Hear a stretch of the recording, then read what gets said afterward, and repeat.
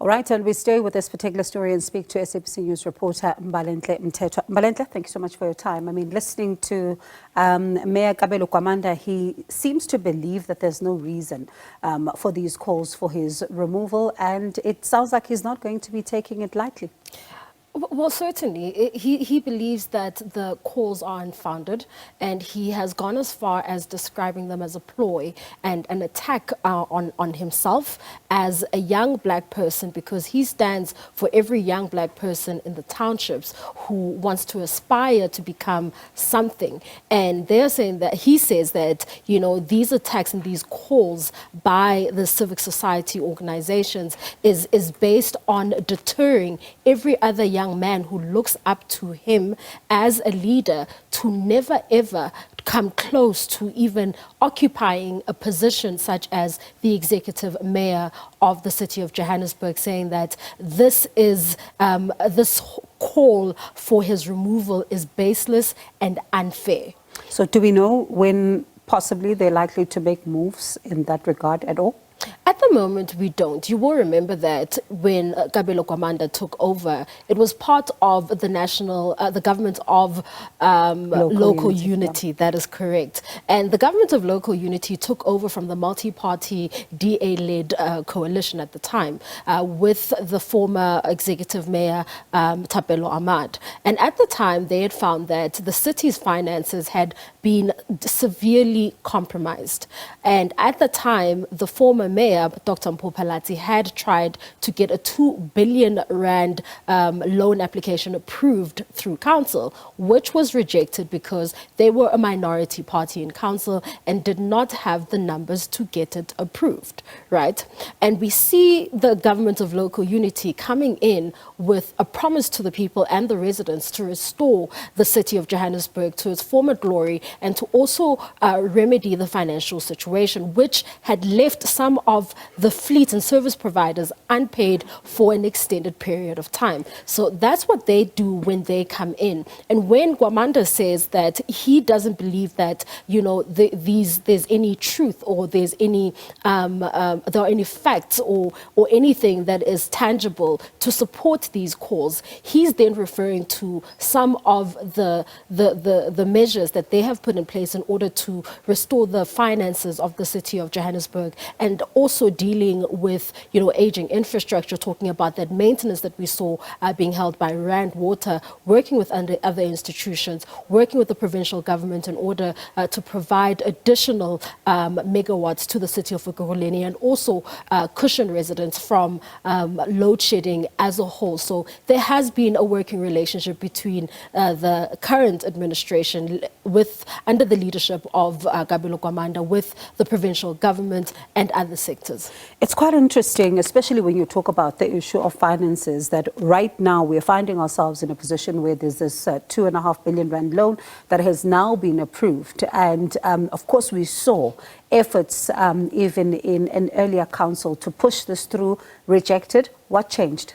Well, what has changed right now, based on conversations we had with the Democratic Alliance, it seems as though MMC for Finance, Dada Morero, has had a very tough task on his hands, and this was to go around negotiating and convincing other parties, including his toughest critics, which is the Democratic Alliance, which has finally agreed to vote in favor of the loan application. Now, what we saw today is 247 councillors voting in favor of the loan application and only 5 voting against, and with no abstentions. The 5 that voted against are 4 members of the Freedom Front Plus, as well as 1 member of the Good Party. Now, one of the reasons that they have championed as a reason to vote against this loan application is that it seems to be shrouded in secrecy, and that the term is quite long, and it will eventually become a burden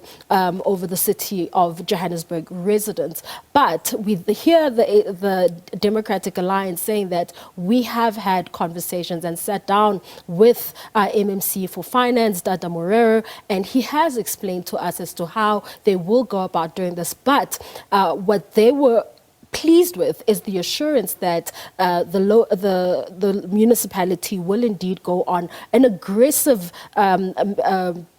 revenue collection program in order to get revenue. Now, we know that the funding of municipalities is something that is coming to the fore quite aggressively, and municipalities are also coming to the fore following what the President said during the opening of Parliament, where he has shone the spotlight on municipalities and their performance, and the fact that they are responsible for providing the most basic of needs, which is water and electricity, and everything that then keeps business within a certain metro, as well as residents paying for those services. Finally then, Mbalenhle, have they said, because as you say, secrecy, concern on the one side, but have we gotten an understanding as to exactly why do they want this loan? Okay. Well, we did speak to MMC for Finance, Dr. Morero, who explained that there is a need for capital expenditure in the city of Johannesburg. So this is how they are now getting revenue in order to fund some of those infrastructure projects that would include, he did not really divulge all the projects that they would be going into or trying to pursue, but he did mention that the construction of roads and bridges was among those, as well as also the electrification of informal settlements and a lot of others. So we are not clear as to how many projects are going to be funded through this particular loan. However, we do understand that it has gotten an overwhelming support from councillors. I mean, 274 and 47 rather is rather big. But we must also look at how municipalities are funded, the funding model of municipalities. And it leaves much to be desired, given that they rely on government grants from National Treasury, which can be taken at any time where government feels that it is not being utilized effectively. They also rely on revenue collection from businesses and residents. And at this point, we've seen municipalities struggling to collect on those rates and taxes that are required to be paid by both residents and businesses. And it's quite interesting. It comes at the back of that, that package that you were doing, even speaking to some of the businesses who then have to bear the brunt of some of the challenges. But thank you so much, Mbalenhle, for giving us an update there. That was SABC News reporter Mbalenhle Mthethwa.